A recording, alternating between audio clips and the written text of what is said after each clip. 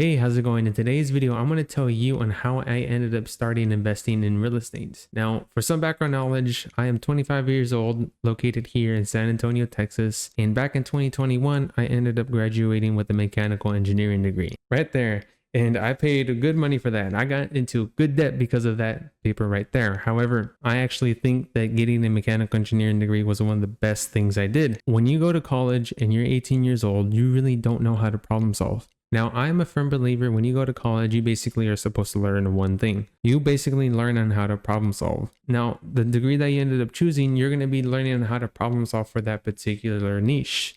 So it just so happens for myself, my particular niche was basic mechanics with fluid dynamics, also some circuits, and how mechanical systems function. Okay. Now, the reason why I ended up transitioning over to real estate was mostly because my family is in the real estate industry.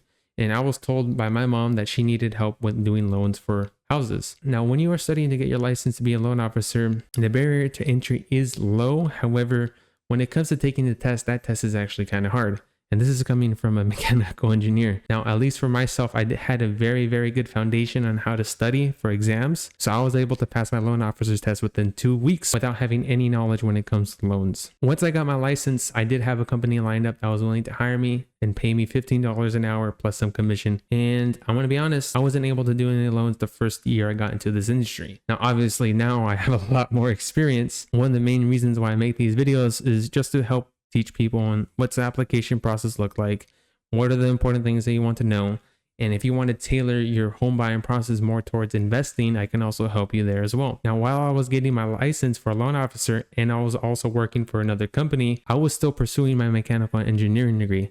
So I was in my last few semesters. When I graduated, I basically had two options. Do I go and pursue a standard 9-to-5 engineering job, or do I just continue on with real estate? Now, obviously, you can now see that I ended up pursuing real estate, at least when it came to the mortgages side, because here was my outlook. I know I can get an engineering job, get the 9-to-5, and I'll have that secure income. However, I really didn't think I was going to have another opportunity in terms of being able to start my own company for real estate investing and also mortgages. So when I graduated from college, I came back to San Antonio and I started my real estate investing company, and then soon after my mortgage company. So that is how I got into this industry. Now, how did I get started investing in real estate? So because I was a loan officer and I had a good idea in terms of the finances for houses, all I really needed was I just needed to find the house. Now, that is why when you are looking for a house, one of your main supporters needs to be your realtor, and you need to try to vet your realtor so that you know that your realtor is on your side. So at least for myself, my mother was my realtor. So I knew for a fact that she was going to be doing things on the best interest for myself. So for my first house, I ended up buying a property from my family member. And I was also able to find a private money lender to help me buy the house. The loan terms were $130,000 at a 12% interest rate. And I ended up buying that house, remodeling it, and now it's currently rented out. So that's how I ended up getting my first house. However, let me tell you one thing. I would not do that again, mostly because that is not the easiest way for you to buy a house. So one of the easiest, and I mean absolute easiest way for you to buy a house is to just get your 9-to-5 job, focus on your finances, build up your credit score, have a low credit card utilization, save some money, and see what you can qualify for in terms of buying a house. So when you buy a house through that method, you learn the main important things. What is principal? What is interest? What are taxes and insurance? And what is my mortgage payment going to look like? How does a loan actually function? How long does a loan actually last? Okay. How much do I need to put up for down payments? Or how much do I need to pay for closing costs? What is a title company? What is a third-party servicing company? Basically, what is an appraisal? Okay. There's basically a whole lot of things that go into the process of buying a house. And one of the easiest ways to buy a house is to basically make sure your finances are fine with your credit score, savings, and also your income. And then just talk to a loan officer to buy a house. Okay. Because let me tell you one thing. For you to become a millionaire in real estate, all you need to do is just buy one house. Because on average for the United States, home prices increase around 5.44%. And just by buying your first house, you really get to see the mechanics behind owning a house. So when you own a house, not only do you need to make the payment every month, you also need to maintain the house. How's the roof? How's the siding of the home? How's the electrical? How's the plumbing? And once you get an understanding and engage in how all of those things work, then you'll have enough experience to buy your second house. And I would actually argue buying your second house is one of the hardest things you can do, because here's what ends up happening. when you buy your second house, you need to make a decision. Do I want to buy and move into the second house to live in? Or do I want to buy and have this property as an investment property?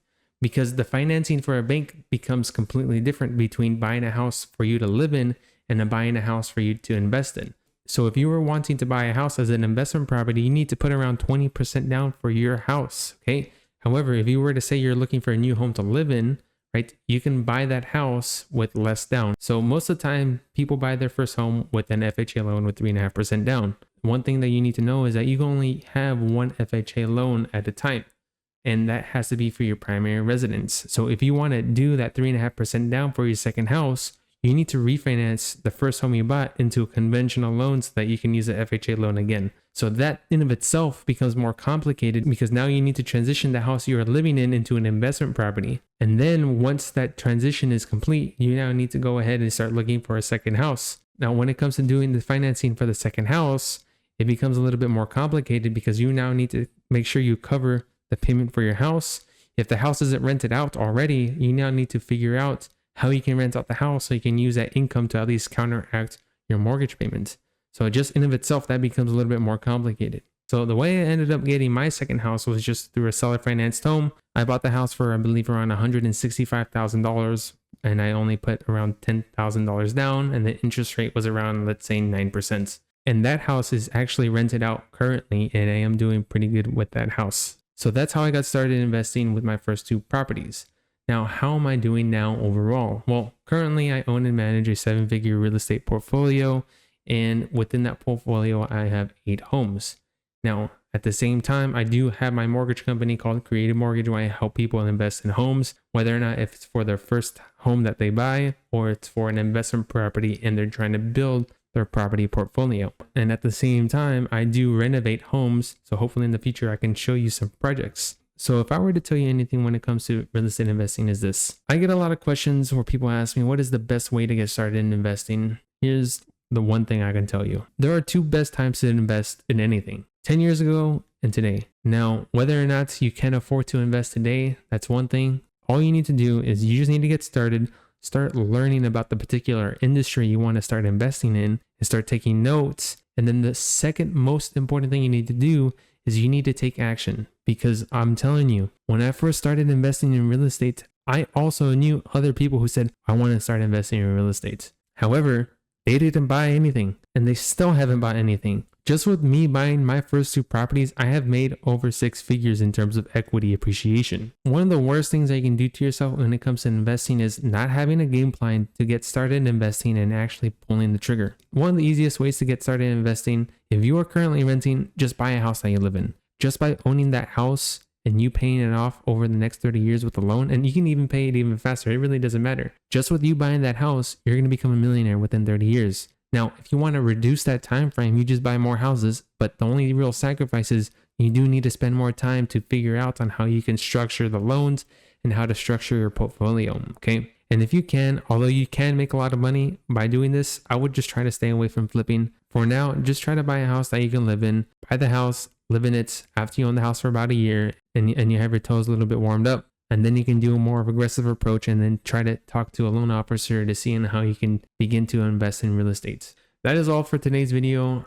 I hope I gave you some insight on how I started investing in real estate. And I also hope I gave you some insight on my personal investing journey. I know this industry is filled with a lot of negativity, and there's not that many resources when it comes to investing in real estate that's free. So my entire goal of this channel is to basically give you all the knowledge that I have completely for free. And then along the way, if you want to buy a house and begin investing, whether or not if it's to live in or to rent it out, it doesn't matter to me. I'm more than willing to help you out. All you need to do is just go ahead and feel free to contact me via phone or email. As soon as you get into contact with me, I'll be able to help you in terms of being able to structure some type of plan for you to buy a house. That's all that I have for today's video, and I hope you have a great rest of your day.